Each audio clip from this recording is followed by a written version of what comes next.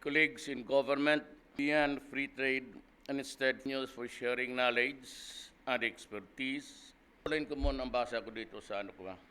And maybe Putin to visit Russia or needed a military to destroy it.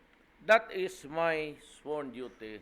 How do you respond to their call of alleged remaining hidden? Is there room within this realignment? Does not want to sell rifles with us. China.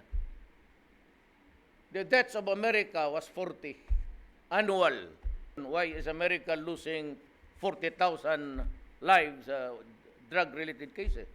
Kung anong status po, ang sabi lang po niya Alam mo, ma'am, kailangan mo akong hulihin, hawak ko itong I bomb you. Thank you.